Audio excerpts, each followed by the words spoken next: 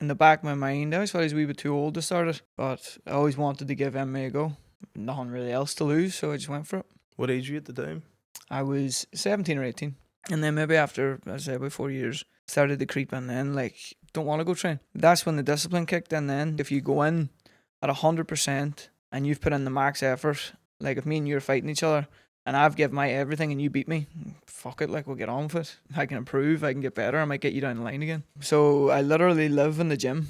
I live in the bunk beds upstairs. I stupidly thought that, you know, if you need a mindset coach in MMA, like you're weak-minded and probably not the sport for you, you know, I went up and apologized against my will because it was not my fault in my head, and so your man then open-handed slapped me.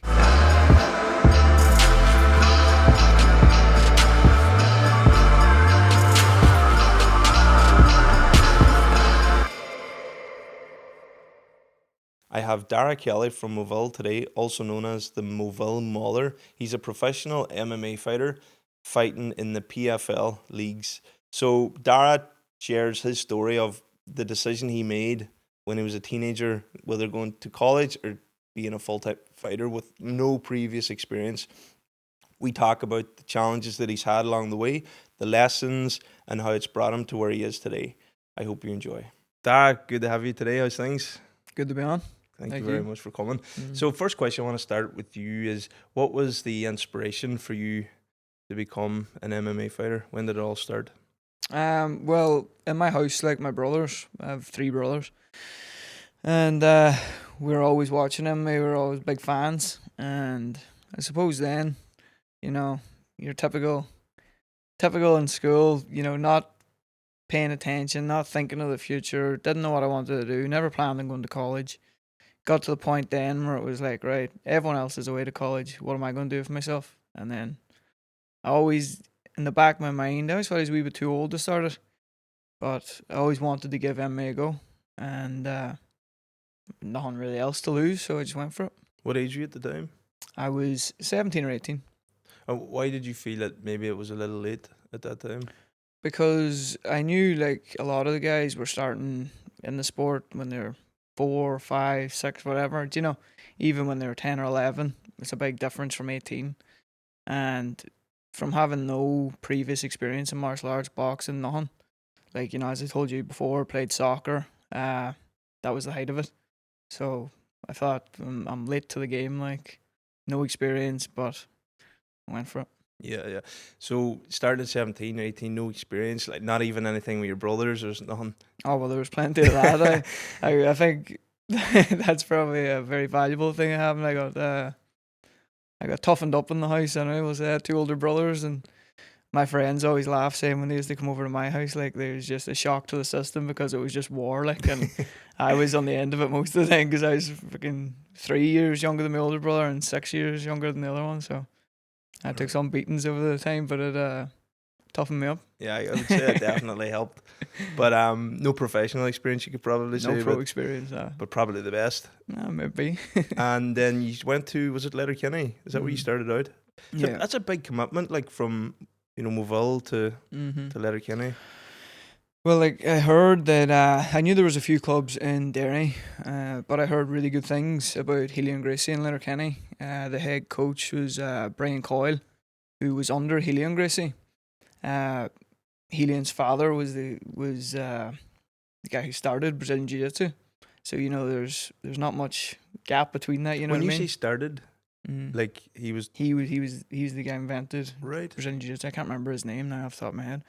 But that shows you how close the lineage is to it. So he was a real high-level black belt. And I knew previously that they had a few pro MMA fighters, and they had a few amateurs on the go at the minute. And I was told that's the place you want to be. So, and I had my friends moving up. They were going to the AT, and I thought, you know, go up with them. I can get accommodation with them and get me started. So, and when you started, was it like a full-on commitment, like this is a full-time thing, or were you working, or what was the... Yeah, well, like as I say, I told myself that because I was 18, it's like, if you're going for this, you have to go for it. Like, so I went for it. Like I instantly changed the diet, done everything correct, and I started training as much as I could. Probably overdone at the start, like trying to make up for lost time because I said so. I was probably doing like 3 sessions, maybe 4 some of the days, just crazy stuff. I remember every Friday evening going home just exhausted, could barely stay awake. Like, but I just went from it from day one. And Brian, the head coach, he puts so much effort into me from day dot. Like, you know. Mm. So no work. You weren't working full time. How are you able to support yourself? Yeah, well, so obviously my parents would have preferred if I went to college or whatever, you know. But and as I said, I was coming up with notions all the time.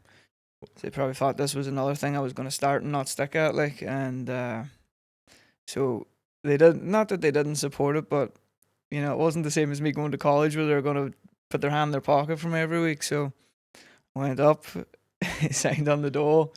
Once I paid my rent, paid my gym memberships, my bus ticket. I was too thrown to ask mum and dad for more money because, you know, this was my idea. And I'd say I only had about €20 at the end of the week. And I was saying to you before, I used to go down to Tesco and there used to be like a 6 kilogram bag of pasta. And that was my go-to every week. And then I'd get a few chicken fillets or whatever, like, you know, live off that. That's But, it's a mad commitment, like at that age. Because I can understand their perspective of like my son's gonna say, or our son's gonna be an MMA fighter at 17 or 18. You know what I mean? So I could see their side, but man, you must have been really driven for it to just go for it. Like, I don't know, like, just, you know, when things just feel right, it just felt like it was the right thing to do. And like, for maybe, I was big into soccer when I was a teenager up until about 15, and then I just lost interest completely, and probably had no direction for a few years. And you know, out drinking, partying all the time, doing smoking, just everything was, you know, very unhealthy, unfit. And once I went into this, then it was just like clicked with me. I was back in the zone, like, you know what I mean. and how did you find, say, you know, getting moving, starting the first few weeks, months? Oh, it was tough. Like, I remember, yeah, I probably used to smoke 20 or 30 fags a day, like, and you know, it's just in Egypt when I was a teenager, like, you know, out all the time. And I remember I went for my first run, and I planned I was gonna run to the town and back. It was about 5K, and I got about a kilometer away in, and I was coughing up fucking black shit from my lungs and whatnot. Were you still coughing when you, or sorry, were you still smoking when you? No, I quit. Oh, you had So I quit. just quit as soon as I Yeah. decided I was doing it. I quit, like, but I was really unfit, like. Yeah, you it's know? mad. Did you just like you made like a lifestyle change straight away? It just everything clicked for you. Well, as I said, it was, you know, I was late to the game, and it's like, fucking everything has to change here, like, you know. Yeah, yeah. It's interesting though, because like some people can struggle to quit something all their life, but it sounds like like you found something that immediately was just a change in your brain and your body to just say, right, that's it. Like, you know, it's unusual, you know. It's interesting. So starting out with the early months, like, were you able to start fighting straight away, or did you know that this is like, I'm going to go start fighting straight away, or did you have to put in time first? Some clubs, like, as I said, different clubs I heard of locally. I heard, like, some clubs you could be training there 2 or 3 months and they'd throw you in for a fight.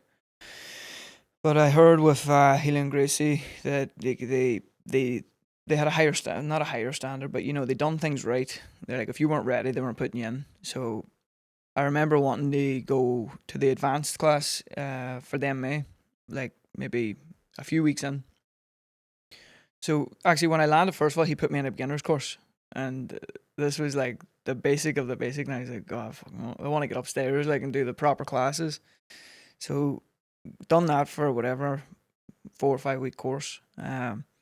Eventually got upstairs, was doing the beginner classes, the jiu-jitsu and the MMA. But I seen every time, you know, when we were finished, the advanced class would come in, and it'd be all the guys who had fights in MMA, and they were sparring heavy, and it was just, it looked to me like that's what I should be doing. Like, so I was saying to the coach, I was like, can I stay around? Like, and he's like, no, not yet, you're not ready.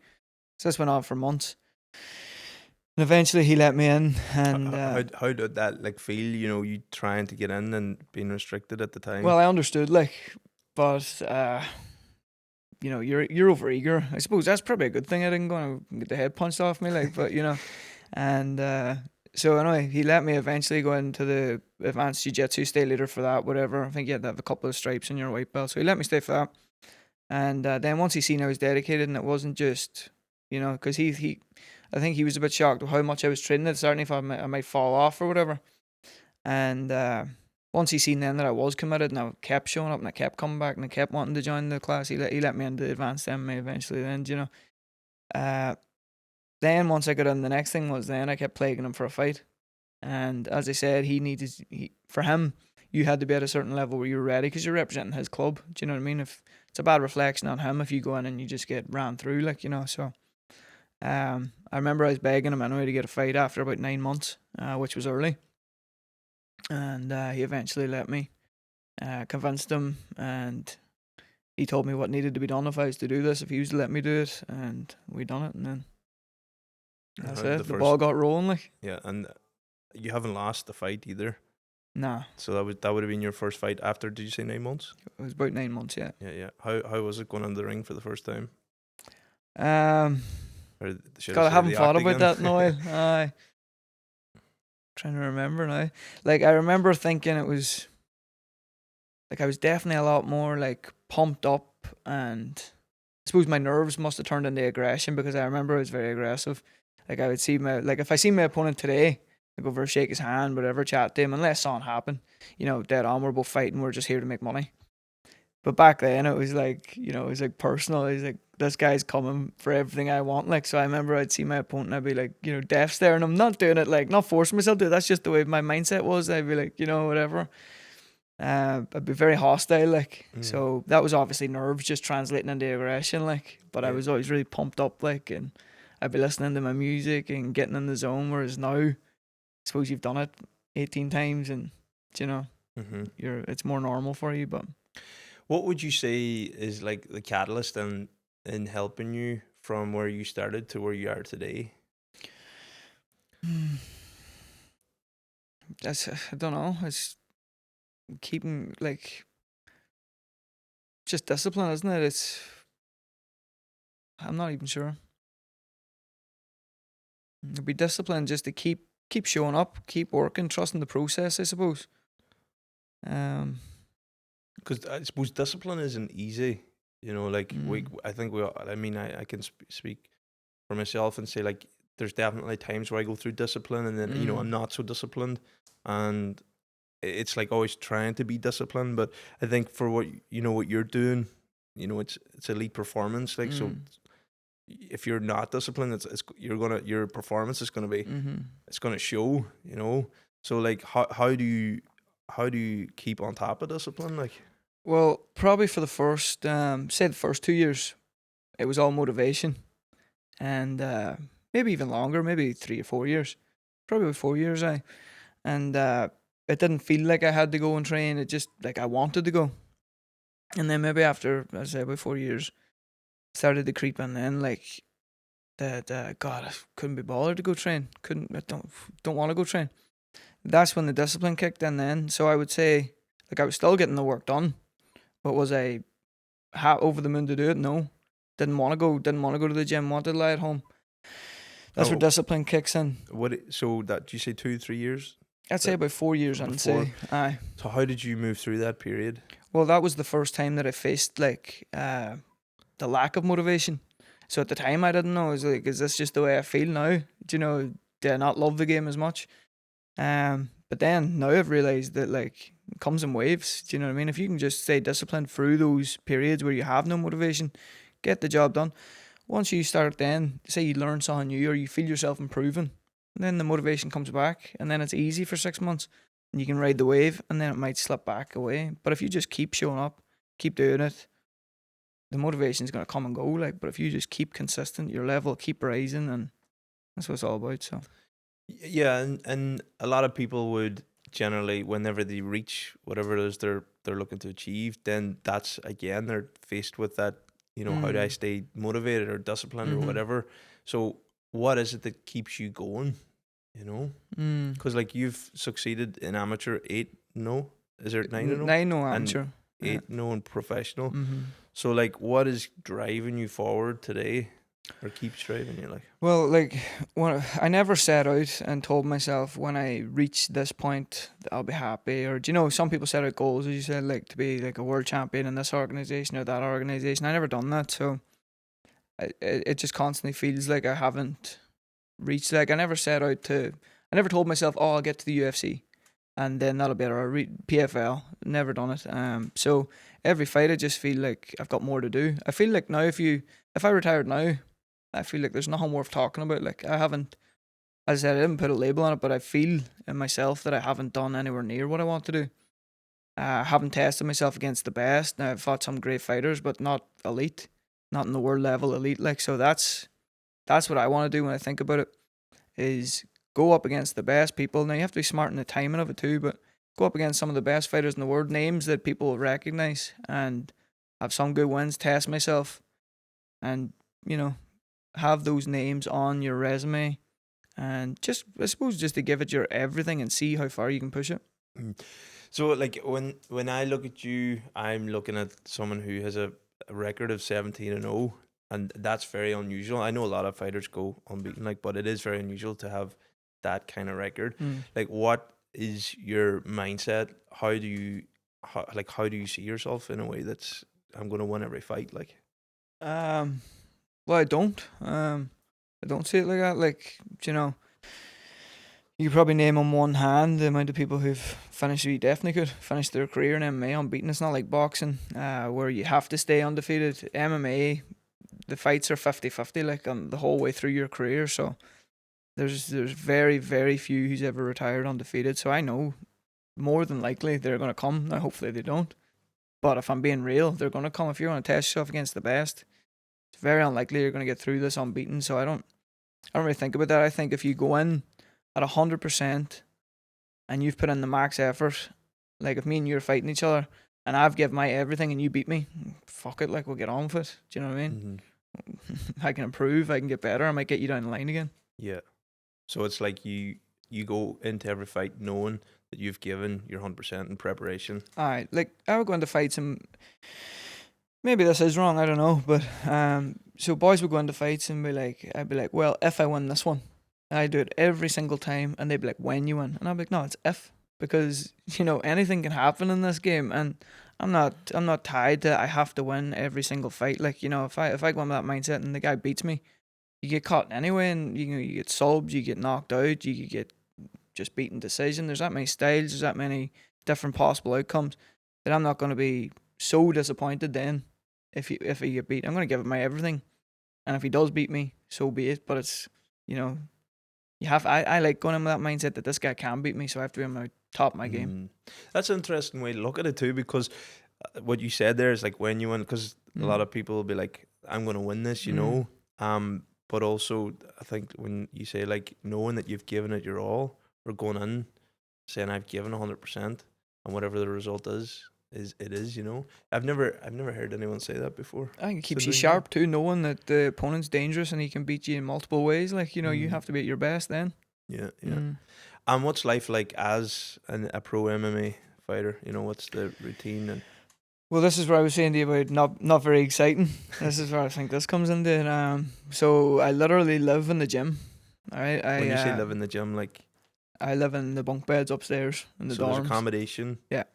So like dorms, like yeah. Aye. So like as I said, 2 years ago I lived in a nice apartment out in Dunleary, out with my girlfriend. Lovely spot, really nice apartment. And probably got too comfortable. And I was like, right, I need to get back into the gutters here. So what was it that you felt like that was too comfortable that might have taken you away? Well, just that like it was, wake up in the morning and you have to drive an hour to training when you're lying in a nice comfy bed. And you're like, I could easily lie on here, or in the evening times I'm lying in and we're watching a movie, things like that. Not to say it was just living with my girlfriend that was causing it, but it was comfortable, so it was nice. So I thought I'll go back to the gym. I'll share a room with 4 or 5 boys. Not gonna be comfortable there, like that old saying. Never sleep on silk sheets. I've never heard that one. It's no boxing saying, I think, but. So I was getting rid of the silk sheets, and I told myself I'd go back and go to the dorms. Literally bunk beds in a room. I think there must be 16 bunk beds. Say. In that one room? No, there's a few different rooms. Yes. So in my room there would be 3 bunk beds, 6 beds. So I share a room with 4 or 5 other boys, and you never get any peace to yourself. It's pretty easy to get up and train because you get nothing else to do. You're lying around all day. So I get up in the morning, I do my session, go to the sauna, have my lunch, either go for a walk or if I need it. I nap most days, like, so I would nap maybe an hour or 2 hours, wake back up, eat a bit, train, back to bed, or do you know if you get 3 sessions and whatever it is, 2 or 3 sessions a day, but that's all I do Monday to Friday. Mm-hmm. Come back up the weekends and that's. And how long have you been doing that in Dublin? So I moved into the dorms in January. But how long, sorry, have you been training? So you're at this since you're 17, 18? And then when was the move to Dublin? Moved to Dublin in 2020, just after COVID started. And what was the transition there? Like, why did you feel like this? Okay, let's go to Dublin. So my old coach Barney and Helion Gracie told me it was, if you're really going to go for this, you need to move to Dublin. You need to go to SBG. They have the connections. They have the sparring partners. Like when I was in Letterkenny, it was basically just me and Jordan Fury, who came to Dublin with me, down to SBG, and so we were just sparring each other on repeat, like maybe doing 20 rounds a week with each other, and so we had to kind of move out to get the opportunities and the connections and the training partners.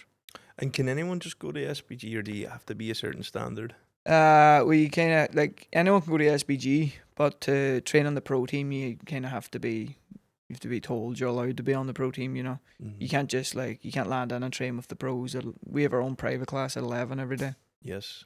And when you made that change, how did you find yourself as a person, and as a fighter? The level was a big shock, and because it was a professional class, they were doing 5-minute rounds. They would do 5-5s every day. From compared to what you would have been doing? I would have been doing 3-3s, so that was a big shock. The level on the mat, because there's UFC guys down there. I moved down when I was an amateur. Heap of Bellator fighters and all, so I really felt the level, but I remember someone saying that a high tide raises all ships, so if you're training with them boys, you'll soon get up there, and that's what happened. But it was a big shock to the system at the time. But it was exciting because I was down training with all the guys I'd watch and follow. Do you know what I mean? It was really exciting to move down there. Yeah. Were you professional at that time? No, I was still amateur. So I moved down when I had 7 fights. Yes. And then shortly after one more fight, and then the move to the pro, which was Bellator. 2 more fights, and then I made my pro debut with Bellator then in 2021. How did you get in with 2022? How did you get in with Bellator? John Kavanagh, he manages me as well, coach, and he got them to give me the pro debut. A lot of boys would make their pro debut on the regional scene, but luckily enough, he thought that I could perform at that level, and he got me in the door, and he had a good relationship with Bellator. So yeah, and I assume that was part of what you want as well at the time. Exactly. Came at a good time. Aye. And with that first fight, then pro debut, what did you start to see unfolding for you? Well, the pro debut couldn't have gone any better. I went in there against a guy who was 3-0, and just basically ran through him, choked him in a minute and went perfect. Couldn't have gone any better. Off the back of that, they gave me a 5-fight deal, so that was me in the door, Mm-hmm. And how did you feel though as a person, getting from amateur to pro? Did it feel any different to your previous fights, or did it feel like it did. Once I was an amateur, I was number 1 in the UK and Ireland. Ranked, and it just kind of felt at amateur then that I wasn't getting that excited for them. But then when I turned pro, I felt them butterflies come back in a bigger stage, and it was exciting. I felt right, felt like I belonged there, And now, so you've obviously gone 8-0, and Bellator, they were bought out by PFL. So you fought your 5 fights, get a contract extended then. Yeah, so I think I got my contract. Probably fought 2 fights on the first contract before they give me another one, and then maybe every couple. I think one of them might have been 3, but I'd say I've got 3 new contracts. They're changing them in the middle of them. Yes. So it's going good. And how do you now's Bellator being bought out with PFL? There's much of a change in the organisation. Well, I've only had 1 fight with PFL now, which was in Kansas. That was about 6 weeks ago, and I was very happy with meeting the new staff and all. A lot of the Bellator staff were brought over, but seeing how it was run and how helpful they were and things, and the production. I was happy with it. Like very similar level, maybe a bit better. Yes. Do you have to put in many more fights to say to get to the top and get a championship fight? Well, so I was offered a guy there. I signed the contract to fight a Dagestani guy, and they told me that if I beat him, that I'd be in the world tournament next year. So the world tournament works like you would have your 3 fights, and you pay for your fights, whatever, and the winner gets 600 grand. He's since pulled out, and I got a new opponent now. I'm not sure if the same offer is because that guy was real high level. Not sure. I'm pretty sure it would be the same offer if I beat this guy still. But that was their plan for me. They've mentioned a few times now that, beat these guys and we'll put you in the world tournament next year. Yeah. So what's the difference in terms of like Bellator as an organization, or sorry, PFL as an organization with like the current setup and then being in the World Championship? So PFL do like a tournament style, and what would that even be? 8 fighters, and it's I think it's like April, June, and August. I'm almost sure. So you fight every 2 months. It's just knockout, straight knockout, and the winner is the champ, like, and Yes, gets the yes. prize. So that's potentially on for Mm. next year. Mm. How do you feel about it, I suppose? Well, again, it's I only have 8 fights. This will be my 9th coming up, and you look at the guys in the tournament, and there's some of them have 30-something fights. So I would be the least experienced, and it's a massive step up. These guys are the best in the world. Outside of the UFC, and a lot of them could compete in the UFC at a very high level, and it's a big test, a big test. Like, and it's just, is it coming at the right time or is it coming too soon? And is this a calculated risk or, But the more I thought about it, the more excited I got, and also think, with the prize being that much, why not? Like, risk it. Like, I'm here for money. Do you know what I mean? I'm here to fight for money, and that's a big prize. So Yeah. So you would describe yourself as a big risk taker then? aye, Yeah. I would be a risk taker. Right? With the like, I'm thinking about you now. So you're saying that you're 8-0, but at least boys have a lot more experience. But you as a fighter and what you've done, obviously unbeaten, and I know you say a lot of fighters have that there too. How confident do you feel as a fighter to actually go and win that championship? Maybe there's probably 2 parts to me in that. One side of me is delusional.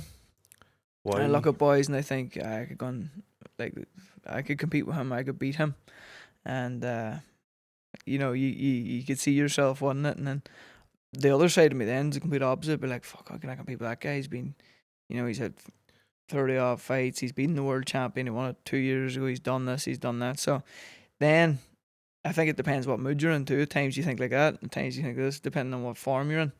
So somewhere in the middle, where as I said, it's a big chance, it's a big risk. These guys can beat you, but you have to back yourself as well. Like, Yeah. you could shock yourself the night and going in being the underdog. I'd be the dark horse in it for sure.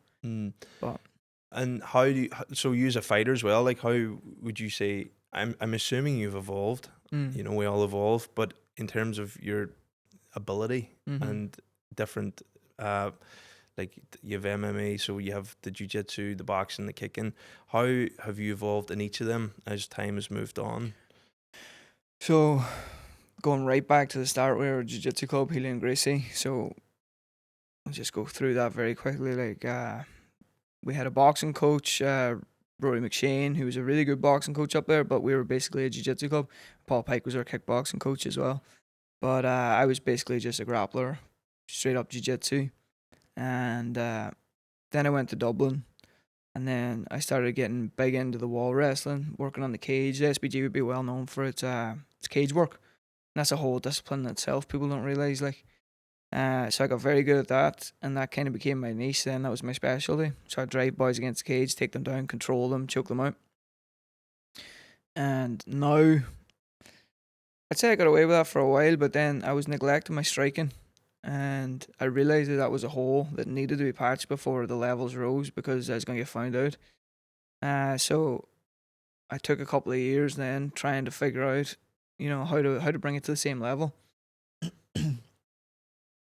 And nothing was really clicking with me. Maybe it wasn't the right coaches or this, that, the rest, or maybe my mindset. I don't know. But then I think it was only like last April I started working with Jordan Moore in Fighter, and Where's that gym?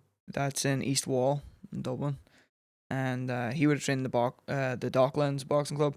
He's opened his own gym now with Emmett Brennan. He was an Olympian, and he's taken me on, like, me and my wee brother. He's taken us both on crazy, crazy amounts. Like, and I think if I hadn't started working with him at that time, like if I wasn't progressing the way I was before, I think if I had fought my last 3 opponents, they would have beat me. So that just shows you how important it is to get the right guy. Like, we clicked instantly, like, and I understood everything the way he was explaining the boxing to me and the striking to me, like, it just clicked with me, whereas before nothing was clicking. I was trying to figure it out, and I was learning maybe a wee bit here and there, but everything he was telling me was just clicking instantly. So the amount I've improved now in the last whatever that is, year and a half, it's crazy. And as I said, probably wouldn't have won my last 3 fights with him. So you did mention before too, like there was a period where you felt that nothing was changing or improving. Is that right? Mm-hmm. Yeah, and then you had that improvement. Mm. How do you, like? I suppose what I'm trying to ask is, like, you're always evolving as a fighter, but how do you welcome in or accept that, okay, there is work to be done here, or I can improve? So are you always looking at yourself as, I know that I'm weak here, or not, maybe weak's the wrong word, but knowing your weaknesses so that you can improve upon, I suppose, is what I'm trying to say. How do you identify this needs to be improved You on? know your weaknesses because you're in sparring every day. You have boys in the gym who are elite grapplers, wrestlers, strikers. If you go against an elite kickboxer and your striking's not up to par, you're gonna know you're weak because he's gonna be punching the head of you. Mm-hmm. If you go with an elite wrestler, he's gonna ragdoll, he's gonna take you down, he's gonna throw you about. You know you're weak there. Grappler might sub you 5 times. You know you're weak. The weaknesses are obvious. It's knowing how to patch them. Like, it seems like it's simple. You're not great at striking. Well, go and strike and do more of it. But it's not that simple. I think you need, maybe every person is different. And as I said about finding Jordan, maybe everyone has to find the correct coach as well. Like, I found, like, I knew the weakness was there with my striking for years. I always intended to patch it up. See, at the start, I was getting really, really good at against the fence, and I was getting away with it. Like, I was able to take boys down, control them, and either ground and pound them out or submit them. And I was getting away with it, but I did know that once the level goes up, you can't just go in off the bat, basically just go 100% from the bell and ragdoll these boys and finish them, because you're going to come across boys who'll be able to stop it, get back to the center of the cage, and then what? Like, how many times can you put 100% effort into taking these boys down and controlling them before you gas out? And then they're going to take advantage and pick you apart. So I knew the hole was there in the striking, and as I said, then eventually found Jordan Moore, and just the way he was explaining the striking to me, and he brought it back to the very basics, like, and we're still doing the basics, of course, and I'm still learning, but I just feel like every few months I level up and something clicks with me and I understand a bit more. And I think that's too something about motivation we mentioned earlier. When I can feel myself improving, and I'm sure it's the same for everyone, that's when the game's exciting, and that's when I'm hungrier, and the motivation grows and grows and grows, because your belief is growing in yourself and you feel like you're improving and you feel like you can beat anyone then when you're getting better. And is it all with where you're at? Like, is it all physical training? What about your mind? Do you have any coaches that help you in that aspect, or you? Because you sound very, like, you know what you're good at. Like like you're really focused and clinical in what you do. Well, I stupidly thought that, because I heard about mindset coaches and things like this, and I always thought, if you need a mindset coach in MMA, like, you're weak-minded and probably not the sport for you, because obviously it's a tough game, like, and if you're breaking, like, probably not for you. And that was my outlook on it. But then Paul Boner, he got in contact with me and was like, would you be interested in meeting my friend Jerry Hussey? And I was like, right, chatting away, and he was telling me he's a mindset coach. He's worked with the likes of Anthony Joshua, all the top athletes and all. He's like, I think it'd be good for you. And I was like, well, try it out. And then I thought about it, and I was like, sure, even if I feel like I don't need any help with my mindset and I've got everything under control, sure, even if you can have 1 or 2% on or 5%, sure, that's going to benefit me as well. I may as well, start training that aspect of things or even see how it goes. So Paul organised a few sessions with him, and I met him out in Dunleary, and I was shocked.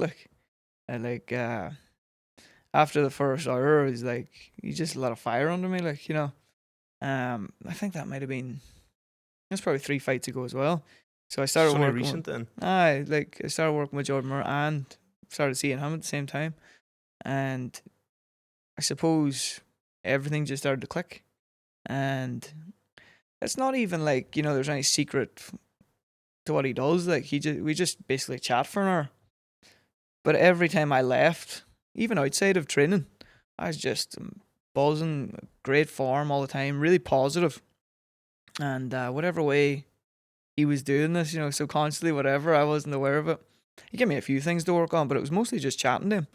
And I'd leave feeling serious motivation, So it just shows you, even if you feel like you don't need it, like I didn't feel like I needed it at all. I was, fight anyone, do whatever, put in the work, and but I definitely took away at least 5% from that. And every time I go to fight, Paul generously gets me a couple of sessions with him, and I think it just gives you that wee edge, Yeah.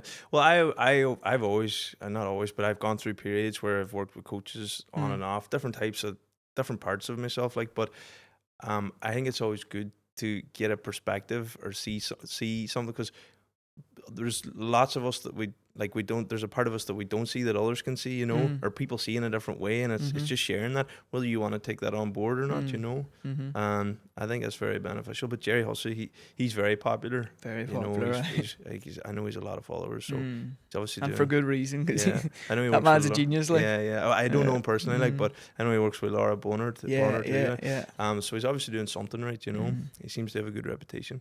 But that's interesting. I was at an event there recently too, and there was this man who climbed Mount Everest, but he also had a mindset coach, and I suppose I never really thought a lot about it, but I think now it's becoming so popular, and elite performance and psychology plays a huge part in how we show up too. Exactly. Yeah, so that's good, man. It's good to hear. So you'll continue using a mindset coach anyway when you feel like it, kind of thing. It just gives you that wee edge, Yeah. Yeah. How would you describe yourself then as a person? I'd be very laid back. It's funny, I actually think of myself as lazy. I love just lying around, watch TV, play the PlayStation. I was I would be just lazy and laid back, because I don't know. So maybe I'm being maybe it's stereotypical of me, but I'm do you generally, just because you're very calm in nature, you seem just very chilled. Yeah. I always feel like that's not typical of a fighter, but maybe I just haven't met enough fighters. No, well, everyone says that to me, you don't seem like a fighter, you don't seem this, but somewhere inside me there's that guy who's different, and he comes out and fight night, and come out in the past a few times, but I've got that inside me, whatever happens, fight night, I show up, I'll click, Yeah, once you're in the ring, it's just this man, well, I'm sure training too, this man's on fire, but I'd say that helps you too, preparing for a fight, being calm, relaxed. I think it does. Because a lot of boys would get, of course there's times you get a wee bit, worked up, or you think, geez, maybe training's not going great, and some boys let that play in their head too much, everything has to be perfect, and they maybe let the occasion get to them, where I think me being a wee bit more laid back and chill, I don't see them as big occasions. Obviously I know the importance of them, but I don't let it get to me, I don't, I'm going to fight a guy, he's preparing to fight me. We're in the same boat. He's got the same feelings. When you think about it, really, what is it? Yeah. We're just going to have a fight. It's no big deal. Yeah. And hoping for a payday. That's just what it's all about. Payday, like. You know what I mean, done it for free long enough. Fuck. How are you managing now then? Because obviously you've had a few wins in the professional leagues, like in terms of finance. Working out good. Financially now it's going very good. Like, so I'm over the moon with that, and that makes it a lot easier. Like, you know, like I've got fight news now very soon. Not meant to say, but sure, I'm up in 6 weeks. In France, and that's, you know, just got another payday. That's the way I look at it now. I got a payday 6 weeks ago. I get another payday in 6 weeks. Life's good. Like, you know what I mean? Doing what I love, getting paid for it. Good man. Sponsorship too. Aye, plenty of sponsors. Like, you know, I was very lucky. What I seen the difference of me come from, you know, rural town, small town, blah blah. Everyone gets behind me and everyone sponsors me. For my first few amateur fights, like, you know, I had maybe 10 sponsors. Whereas I go down in Dublin, there's that many fighters. You know, when these boys are starting out, even going pro, a few fights pro, they struggle to get any. Whereas I had everyone behind me, so that was massive. Like, that was a big thing for me. That made life so much easier. It's interesting too. Like, I would say you're the first fighter that in my local area too. There used to be a guy Duffy as well. Yeah, Joe Duffy. Joe Duffy. Yeah. I knew he was in UFC, but I suppose you're local. I always look at Inishowen. I feel like Inishowen is where I'm from, you know. But like, you're still Donegal man too. It's really good to see someone, you know, making their way in the professional leagues. Do you see that? I'm sure you inspire a lot of young ones around here. Like, yeah, well, like I see a few clubs popping up here now. Like, there's Healing Gracie in Redcastle. John Brown owns that great club. You should pop down on there because he's a great coach. There's a great wee community. There's no egos. Great place to start learning. Club in Buncrana, a few boys fighting. Is that Connor? Aye, Connor. They had a couple of fighters there, like Jack McDade. I think he had a couple of knockouts in his first 2 fights.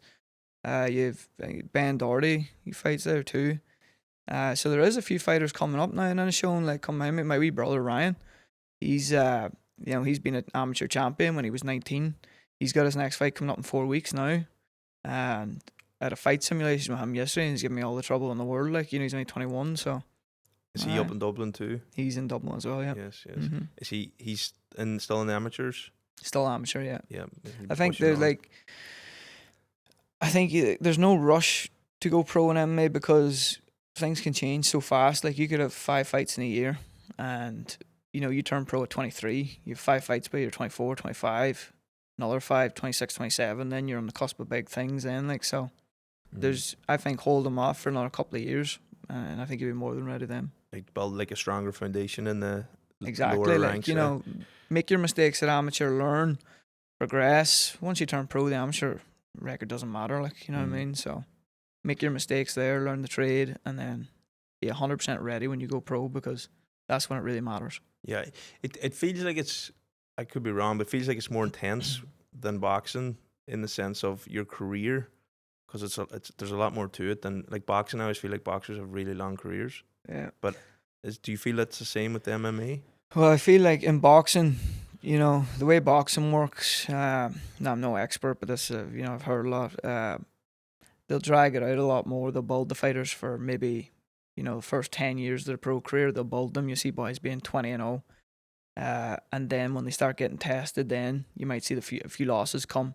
And in boxing, once they start losing, that's, you know, game over, basically. Whereas in MMA, right off the bat, as I said, you're in 50-50 fights or close to it. So things can go wrong a lot quicker. Whereas in boxing, you're almost guaranteed to go 10-0, do you know what I mean? Like, so it's riskier from the start. So that's why maybe you wouldn't see careers. You'd see a lot of careers ending quicker, we'll say. So it's good to be strategic in your approach when you're moving through the ranks and the fights as well to build up.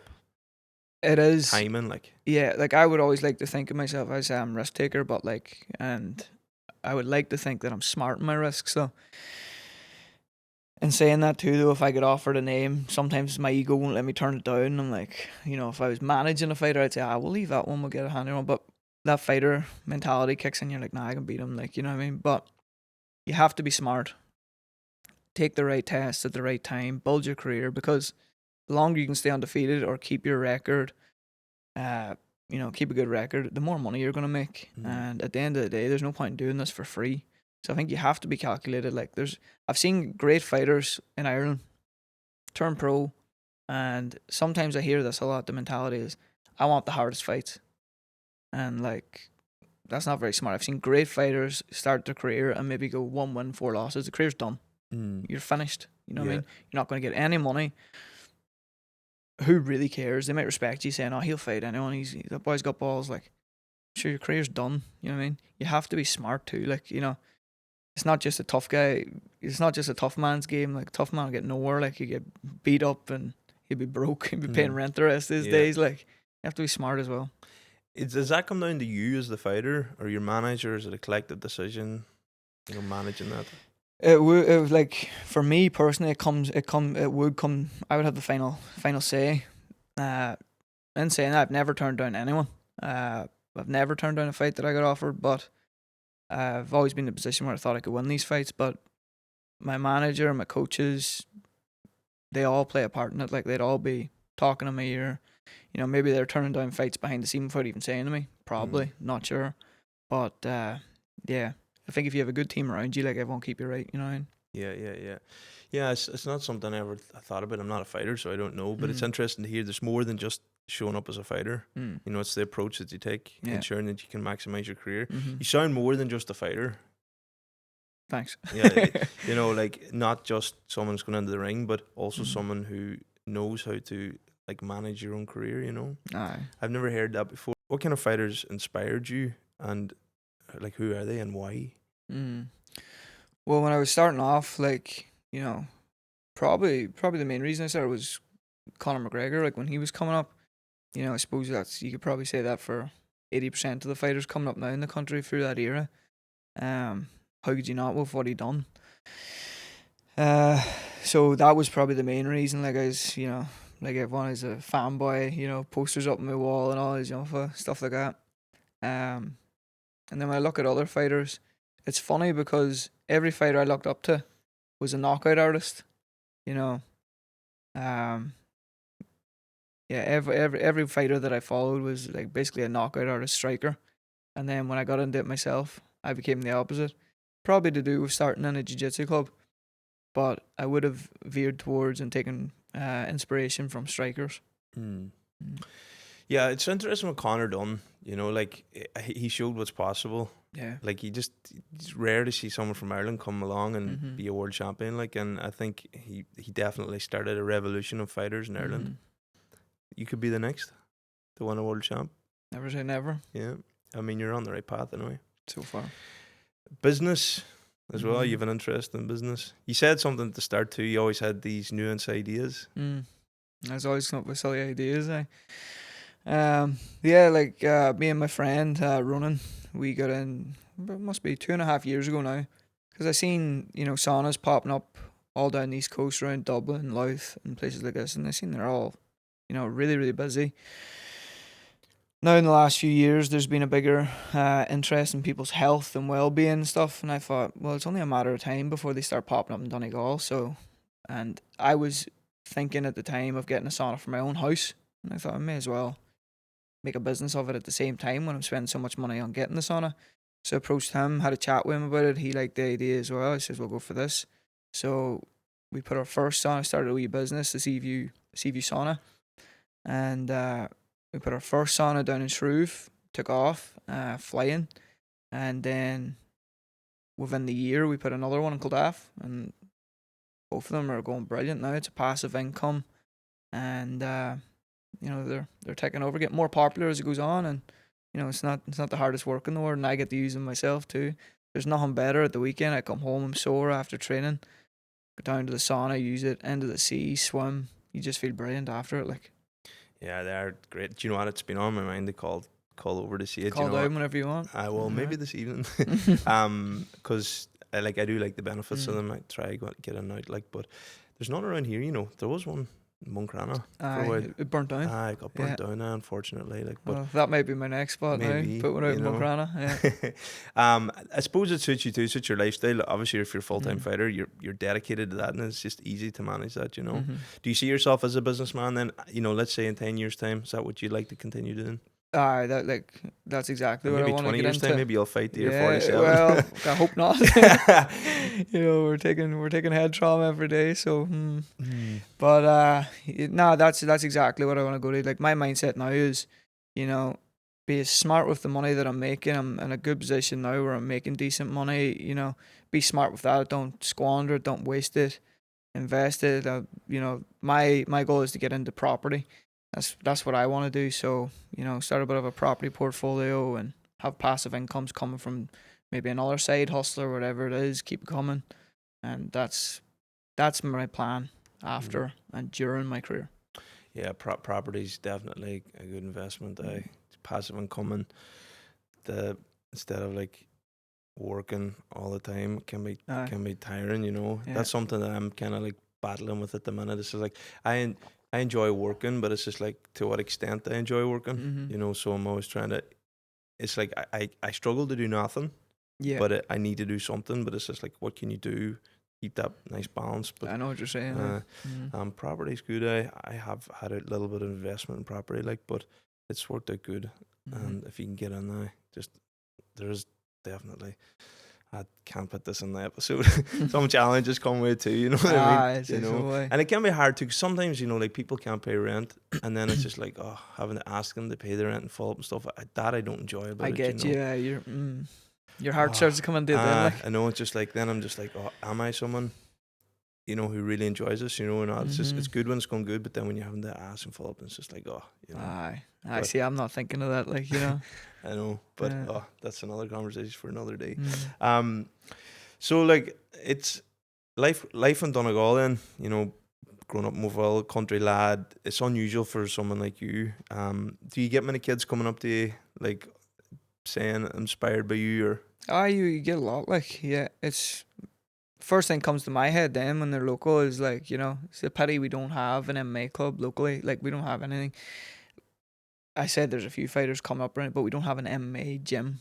We have jiu-jitsu gyms with fighters coming out of them, or boys who do a bit of kickboxing here or there. But it would be great to see an MMA gym, and produce local fighters from Minnesota. Do you know what I mean? Because I think, maybe I'm wrong, but I think people from Minnesota are generally tough. You know what I mean? A lot of boys like fighting, and a lot. So in your nights out back in the day, you could pick a few boys out who would have done well in MMA. So it would be great to see fighters coming through. Then maybe that's something you could do in time to come. Would you start your own thing? I've thought about it before, but I'm just not sure if I would have the same passion as being a fighter as I would for being a coach.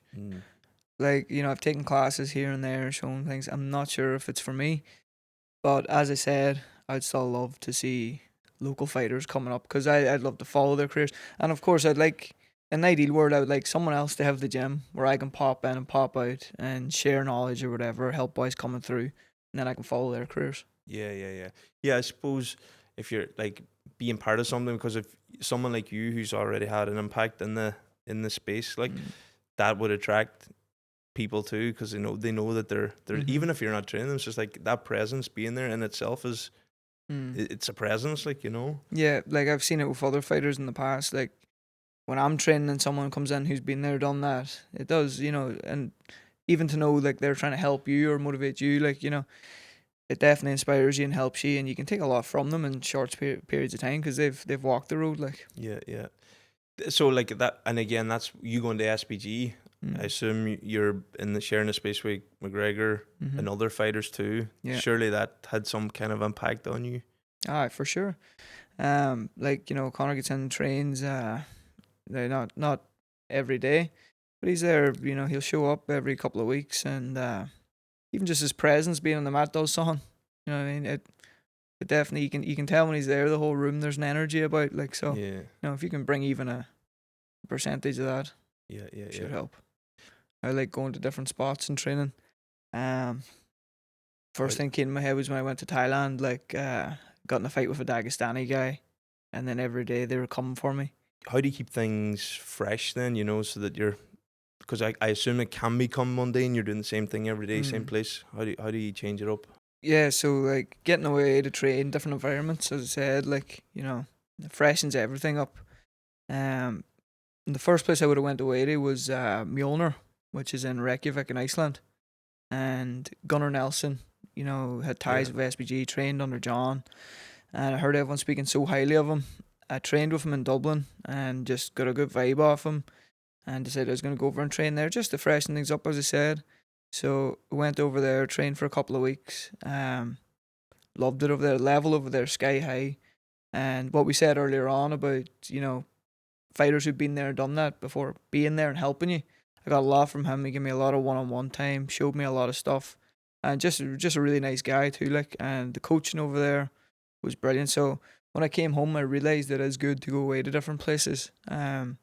Since that, I've been to loads of different places, like, you know, loads of different gyms, training, and every time I get the same feeling.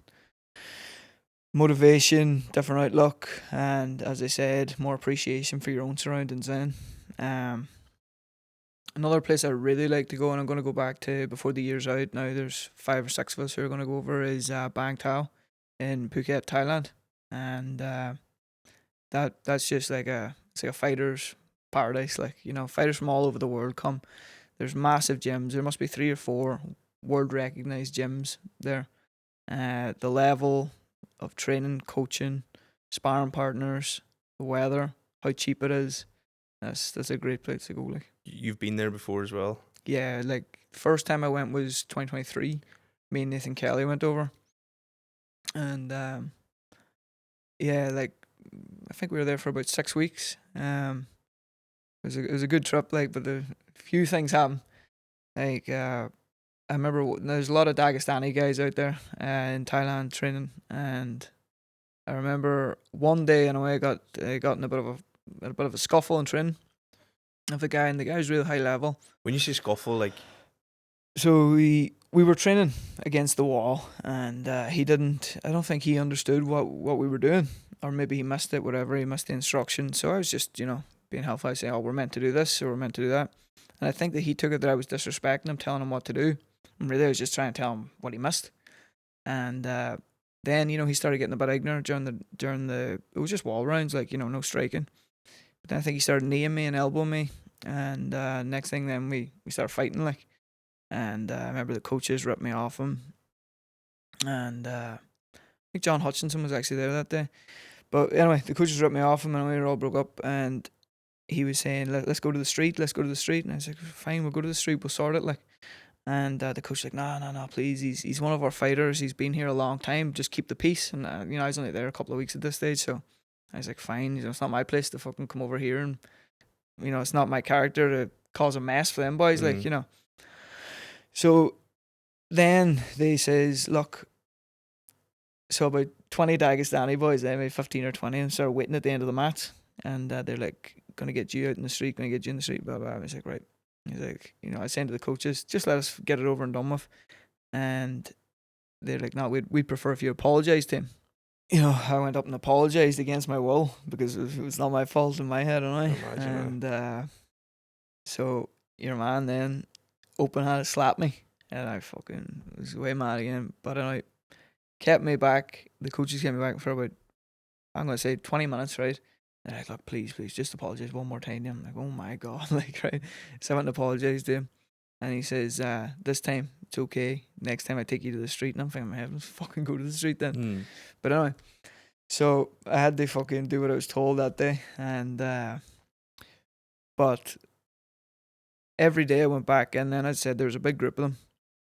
And every time we would spar, it was just a fight. And these boys were here to get me, like, you know. So, and it didn't matter which one of them? No, a whole big group of them. And so that went on. And I was like, fuck this. Like, you know, I'm not here to fight, like, every single day. I'm here to learn, here to enjoy myself. And I was just like, this is a balls, like, right? But anyway, I was still getting up with it. Every day, landed training, the boys would be staring at, you know. I was like, fuck this. But me and the boys then went away to Fifi Island on the weekends during training, whatever. And we ended up taking mushrooms. And whatever happened, in my head, something just switched, and I felt like I was invincible. I felt like I couldn't be beat, right? Mushrooms can do that. Right? So I felt then, now this lasted about probably 6 weeks, or I felt like I was untouchable, like. So whatever happened, just instantly, I was like, for one of the first things that came to my head was like, I can't wait to go back to the gym and fight these boys, like, you know. So I land back in the next day, and I remember me and a boy from Cork, John Mitchell. We were looking at him because he just landed, and I was telling him about all the crack and whatever, and he was loving this, and he was joking. He's looking at them, and he goes, he's all up for every one of them. He's like, but he pointed out one of them, this big cunt, and he's like, but stay clear of him. And we were laughing, and I was like, I'll stay well clear of that boy. Like, we go on to the mats anyways before training. We were having my coffee and went on to the mats, and I was pulling on my gear. First boy walks up to me and was like, me and you round one. And after John saying to stay clear This of is him, the big lad. aye, and the boy must be in middleweight, whatever. And John goes, fuck him. He's not even that big anyway, boy. He's from Cork. I was like, you just after telling me stay clear of him. But anyway, it just shows whatever happened, man. Went in and had a fucking war with that boy. And loved it. Whatever it done to my mindset, but it's just a short story from the training trip over there. Well, I've done mushrooms Mm. loads of times. I think mushrooms are powerful too. Like so like when you take mushrooms, what they do is they like maybe you know that already. They like Nah. create new pathways in your brain. So say the way you think today, whenever you take mushrooms, it changes. I can't remember neuroplasticity in your brain. It creates new pathways, so you think new ways. Because like when we're thinking, it's going from like here to here. Then when we take mushrooms, it creates a new path, and we can think in new ways, and life can change. Can make you see things. Darragh, come here. Really enjoyed the conversation. It's been a pleasure having you on today. Like genuinely, like I do see you as an inspiration to Thanks very much. this area. Like any show in Donegal, and I'm sure Derry too. Local fighters of what's possible, what you're doing in the space. So man, congratulations, and like I wish you all the best and continued success, man. Thanks very much. Appreciate that. You're very welcome. Great to have you. Thank you.